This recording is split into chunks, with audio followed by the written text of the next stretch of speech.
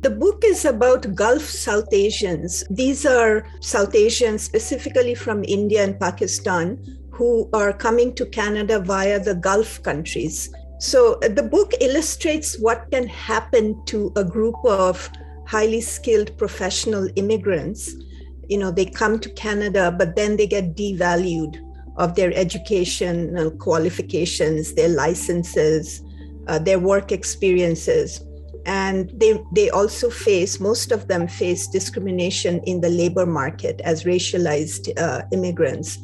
It also talks about the kinds of strategies that these immigrants use to kind of skirt around the kinds of challenges that they face. Unfortunately, some of the strategies that they use sort of ends up in them paying a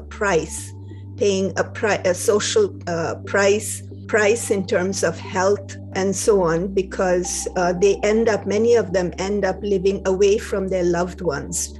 They split their households in an effort to counteract the downward mobility that they experience once they come to Canada.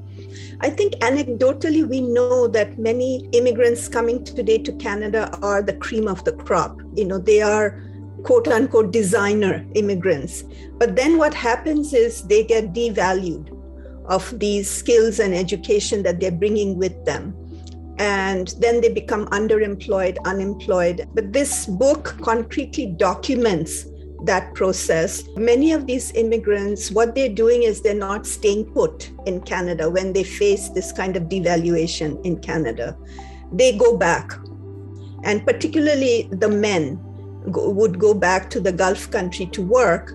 But because there is this transnational kind of splitting of the families, it has an impact on their psyches. It has an impact on their sense of belonging in Canada, or should I say lack of belonging in Canada, because of this instability that they experience.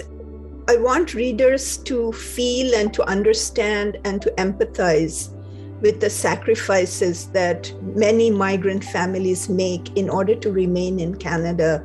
And despite the challenges that they face in terms of devaluation particularly, but also more broadly experiences of racism and exclusion that they face, I want to create empathy, and also hoping that the research that I have done would help advocacy efforts.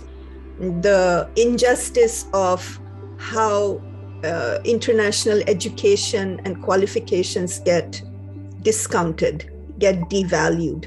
There have been many years of advocacy around that, and yet the problem still remains. So I'm hoping that my research can contribute in some way to alleviating, that problem.